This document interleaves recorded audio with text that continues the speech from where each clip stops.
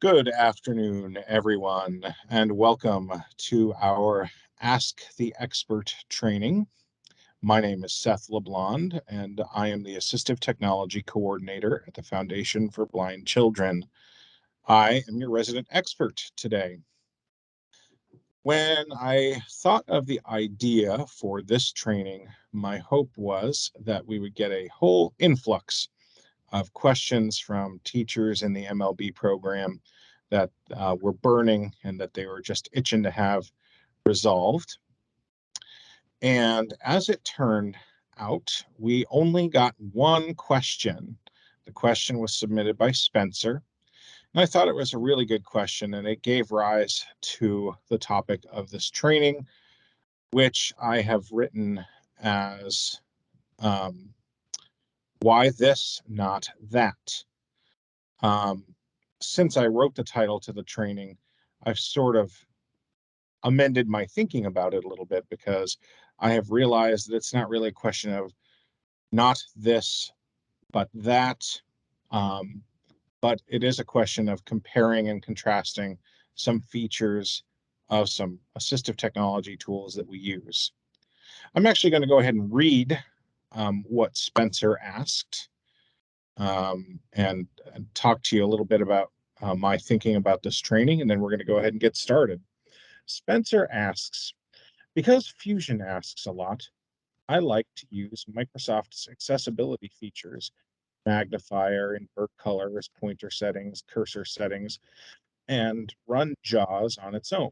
What features am I missing out on without Fusion? I thought that was a really great question, and I wanted to definitely address that. But it also occurred to me that we have a lot of choices when it comes to our assistive technology. And so I want to address the Fusion versus Windows with Windows Magnifier with a screen reader. I also want to talk about JAWS versus NVDA and narrator. And I would like to talk about Notetakers versus Braille Displays today. So first of all, let's answer Spencer's question. In the very first place, Fusion being laggy is not a feature. That is definitely not an expected or intended behavior of Fusion. So my first piece of advice for anyone who's experiencing some lag with Fusion is to either get in touch with us if you're an MLB subscriber, or get in touch with Freedom Scientific's technical support to see if you can iron that out. Sometimes lagginess can be attributable to your computer system itself. Maybe you don't have enough RAM, for example. I recommend, if you're using Fusion, that you use it on a system with 16 gigabytes of RAM. And it could be a problem with the processor. It could be an issue if you don't have a solid state drive and you're still using like a conventional hard disk that's a magnetic device. All kinds of lags can be caused by problems like that. But my experience with Fusion is that it is fairly responsive on an appropriately configured system. So my first thought about this question is, what is going on to make Fusion laggy? The second part of the question, though, which is about what features you're missing, I don't think it's just a question of features that you're missing. I think it's a question of that combined with the ease of use that you may be missing. In the first place, Windows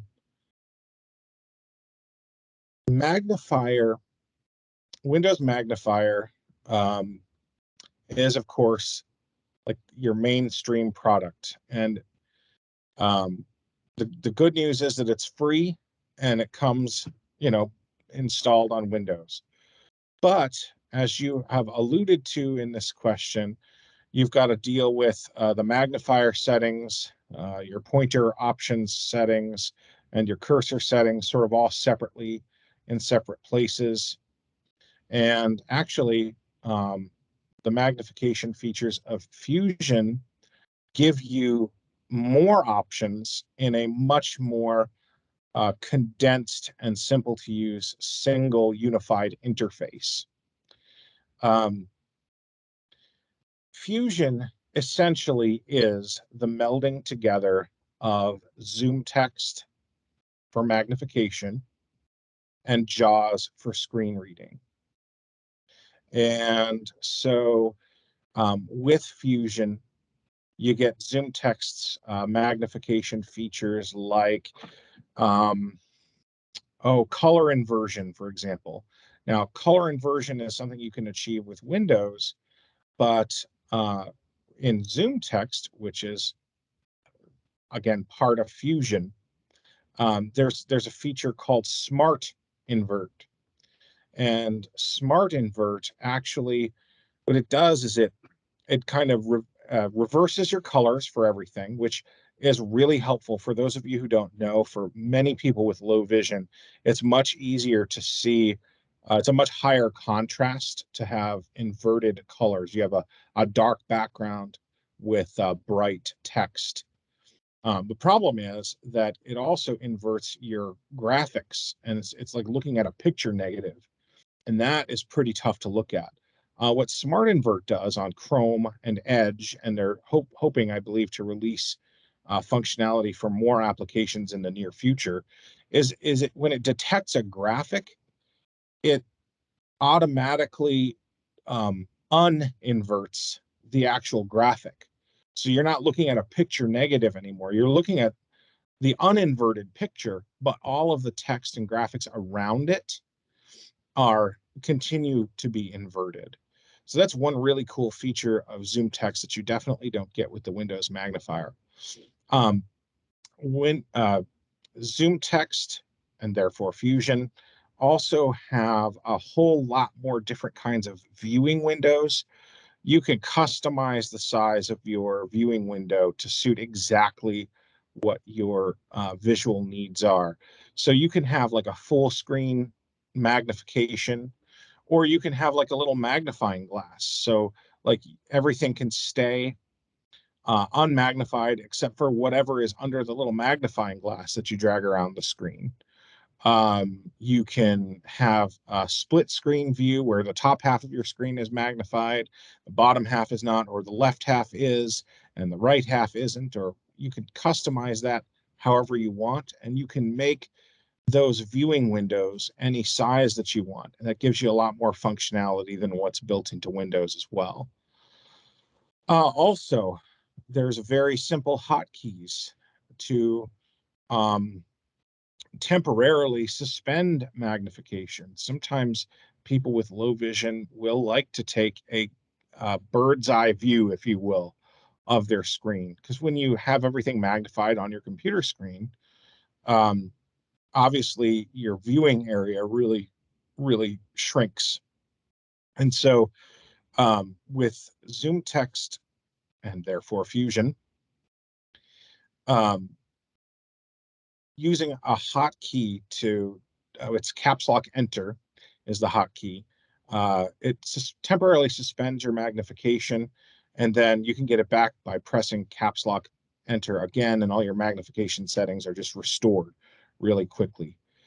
As I also mentioned, everything is in one unified interface. It's a really easy tab bar where you can control all your functionality.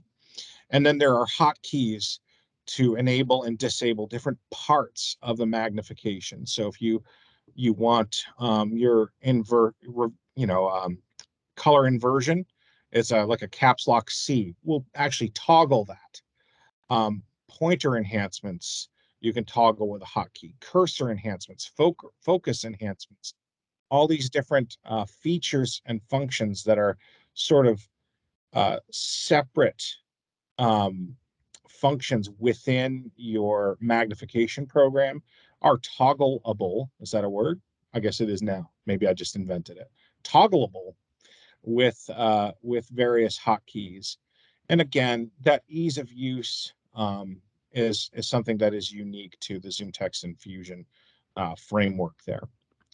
So I think to answer your question, ZoomText definitely has a richer feature set. It should not be laggy, and it definitely is a unified interface where you can control absolutely every aspect of everything that you're viewing on your computer system.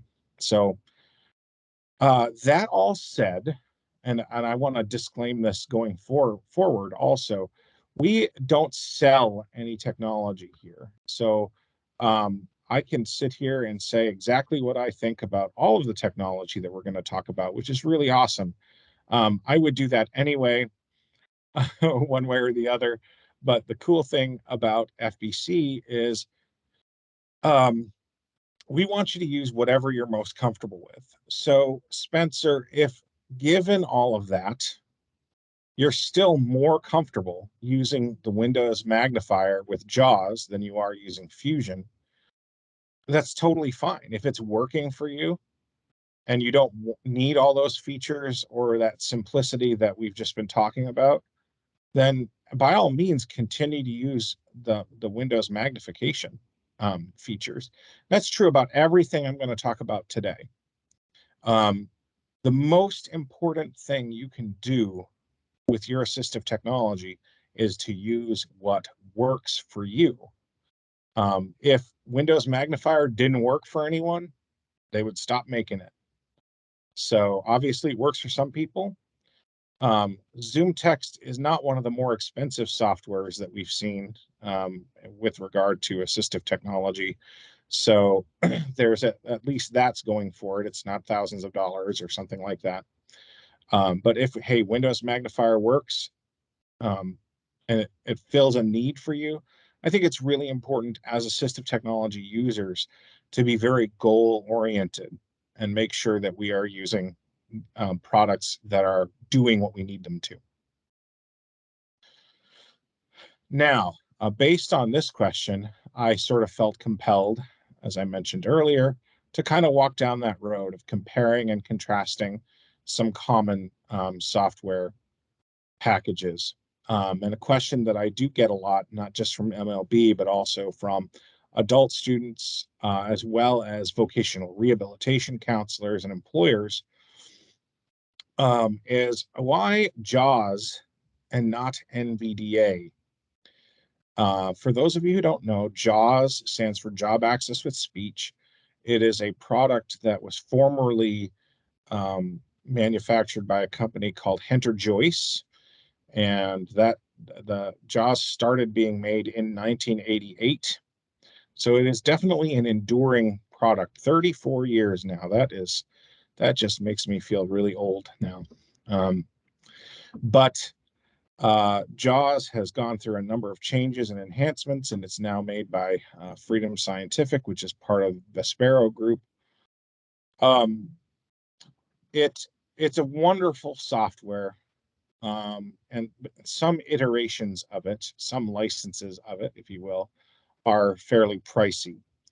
NVDA is a program, that acronym stands for Non-Visual Desktop Access. NVDA is free, and then there is another product that is built into Windows called Narrator, which is, of course, also free because it's built into Windows.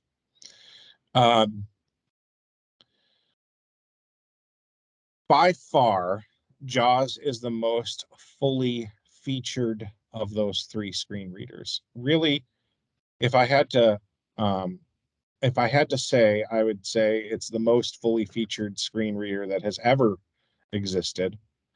There are a couple of reasons for that. First of all, obviously it's been around for a really long time. I just mentioned 34 years is a really long time to work on a product. My first computer with JAWS on it was a computer that had Windows 95, and it was JAWS for Windows. And it has come a long way since then. A few features that JAWS has that other products do not have include the wonderful implementation of the touch cursor that JAWS has. Most modern screen readers will work with touch gestures on a touch screen. JAWS gives you full control of the touch cursor with your keyboard. There's a hotkey that allows you to activate that touch cursor, and then there are hotkeys that allow you to specify how the cursor moves and then to move it. Why is that important? Well, it turns out that the more into this touch screen phenomenon we get with Windows 10 and now with Windows 11, the more reliant we are on certain touch cursor related features. There are some places that we literally cannot access on our screen with the standard PC cursor, that we actually have to use the touch cursor to use. I'll give you a really good and common example. The other day I was copying some files from one location to another location, and I got that little dialog box that comes up and it says that the file you're trying to copy already exists in the copy location, and it asks, do you want to skip or rename or replace the file in the target folder? You can't even read that message without the touch cursor. And in fact, you can't tab among the controls anymore to skip, replace, rename, and then there's a little checkbox that you get that says do this for all current items. You cannot access that functionality inside of or by using the PC cursor. You have to use the touch cursor for that. That is a very basic function that we just wouldn't have access to without that touch cursor feature. Also, if you've ever set up Dropbox, most people that I have talked to that have set that up with JAWS believe that the Dropbox setup is not very accessible. It's actually not the case. It just isn't accessible unless you're using the touch cursor. And JAWS has by far the best implementation of the use of that touch cursor. NVDA is actually a pretty nice screen reader. And I do actually recommend that people install it and learn a little bit about using it. It's free after all. So if you've already got JAWS, it doesn't set you back any more money to install NVDA. And if you're a nerd like me, you really enjoy learning other screen readers and other products like that. The reason I say I do recommend that you think about installing NVDA on a computer is that there are some times when JAWS and NVDA will interpret screen information a little bit differently. There have been some examples of like websites that I've tried to go to, for example, that don't work very well with JAWS, but work great with NVDA, or vice versa. They don't work very well with NVDA, but they work with JAWS. One reason for that is that when companies are testing for accessibility of their products, they don't tend to use a bunch of different screen readers. They look at the market and they say, well, lots of people are using JAWS. Most people are using JAWS. We're going to test it with JAWS. And then maybe they don't test it with anything else. Or maybe they look at the accessibility of their product with NVDA because they're saying, well, not everyone can afford JAWS. Everyone can afford NVDA as a free product. So we're going to test accessibility using one screen reader and one screen reader only. And what tends to happen is that you have sort of different experiences with different products. So there's absolutely nothing wrong with NVDA and certainly even Narrator. I actually gave a student a project last year wherein we looked up some TV listings in the Phoenix area just as an experiment. And it actually turned out that JAWS couldn't read the website at all that we were looking at. When we went to the website, JAWS crashed.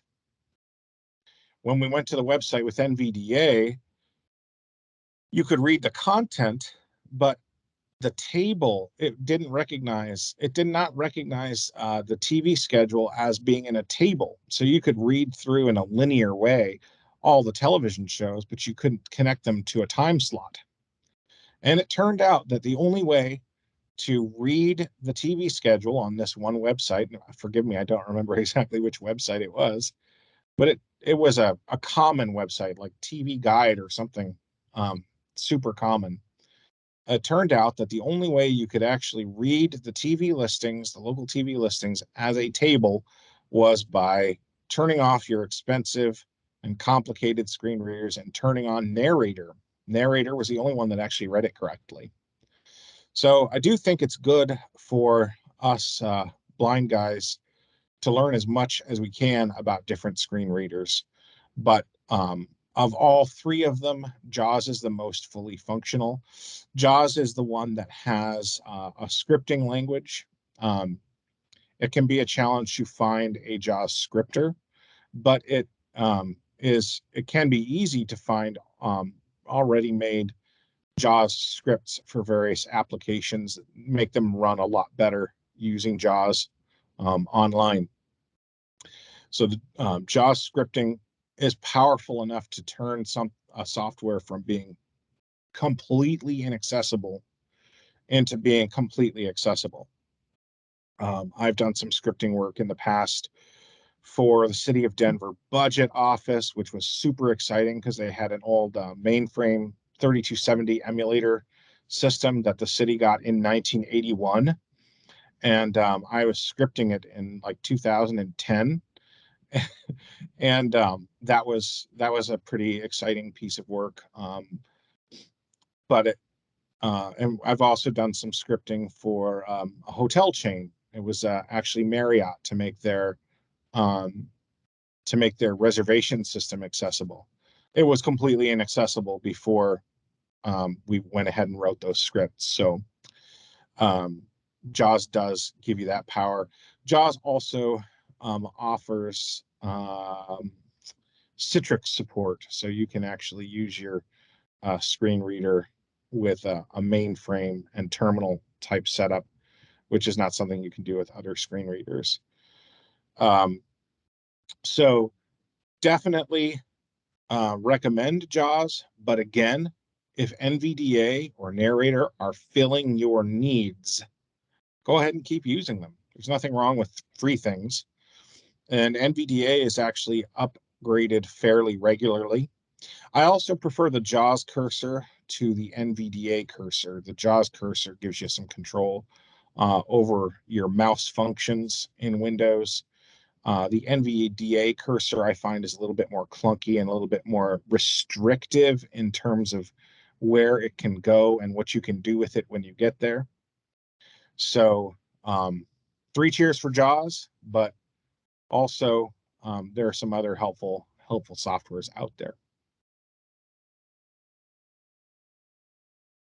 The last set of products that I wanted to sort of compare and contrast today are Notetakers versus Braille Displays. If you have ever purchased or actually looked at the prices of Braille Displays versus Notetakers, you'll know that they're a few $1,000s apart in terms of their prices. The most common Notetakers on the market today are the Braille Note line from Humanware and the Braille Sense line from HIMS.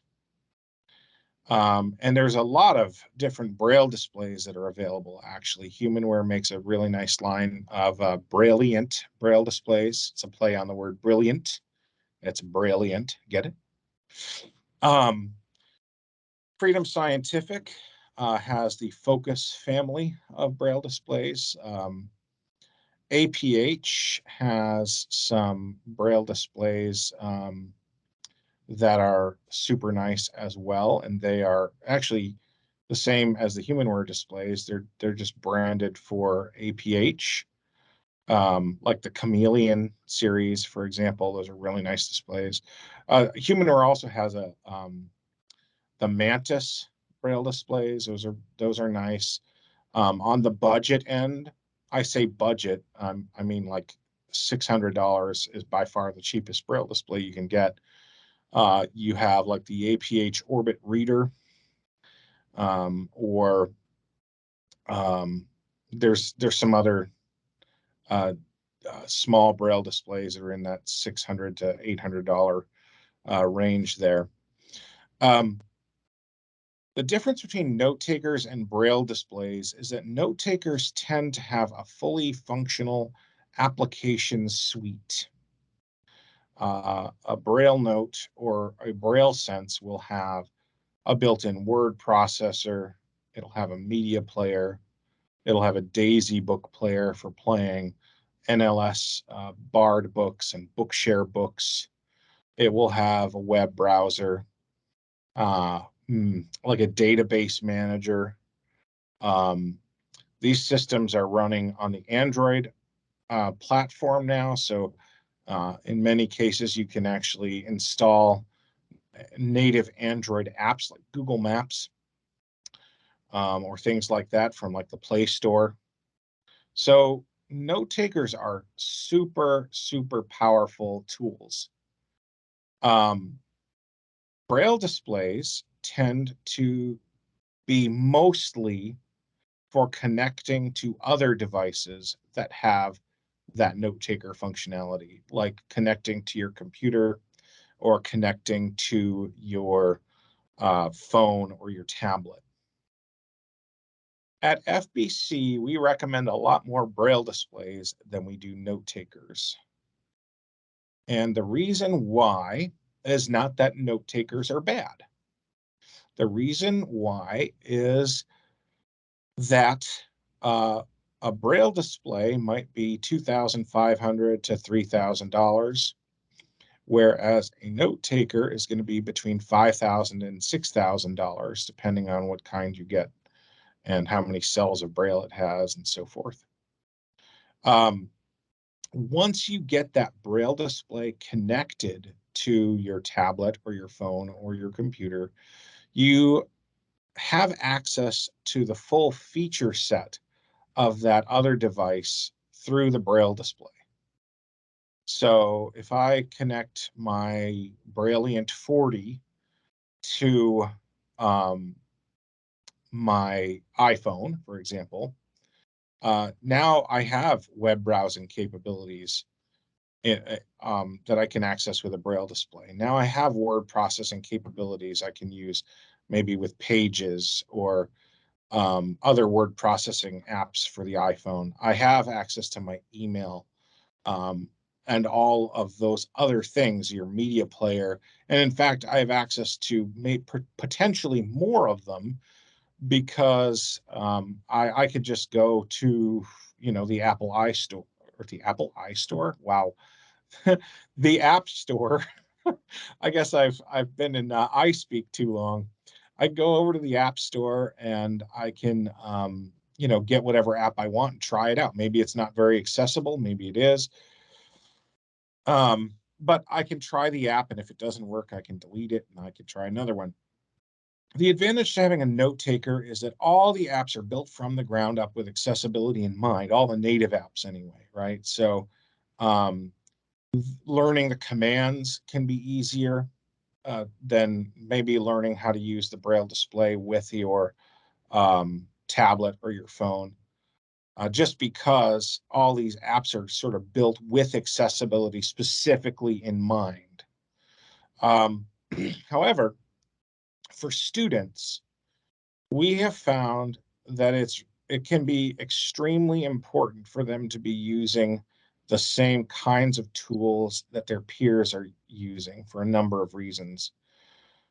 First of all, it's a lot easier to get support for the mainstream apps than it can be to get support for the specifically built apps for note takers, particularly when you're in a classroom situation and you've got a teacher who's familiar with the iPad app, but not necessarily familiar with the Braille Note version of that app. So it's a little bit easier for teachers, I think, to support students who are using their Braille displays with a tablet, because all the other kids in the classroom are already using that tablet.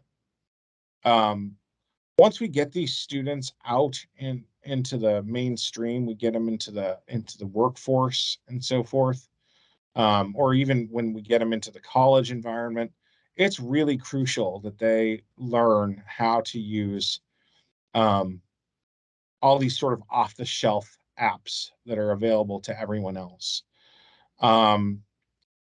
It, like I said, it's very cool to have those apps that have all that sort of built-in accessibility. But the last thing we would want to do is make it more difficult for them if they're in an environment where no one understands that technology. So as someone who, full disclosure, right, I actually have a Braille Sense. I like it. Very cool. I prefer to read like books from NLS on it, because I can just download them directly to the Notetaker and it's super easy. I also have a Focus 40 Blue, which I use with my my iPad, and I love it too. I love it for different reasons. If I had to pick one or the other, I think having the Braille display it's very easy, and certainly if I'm going to buy a package, I would rather save $2,000 or $3,000 if possible, even if it meant that initially there's going to be a learning curve and I'm going to have to look in the App Store for some apps that are more accessible. So note takers are fine. Braille displays are fine. Again, use what is going to help you the most. But those are the reasons why we tend to recommend here more Braille displays than we do note takers. That's what I wanted to talk about today. Are there any questions out there in our crowd?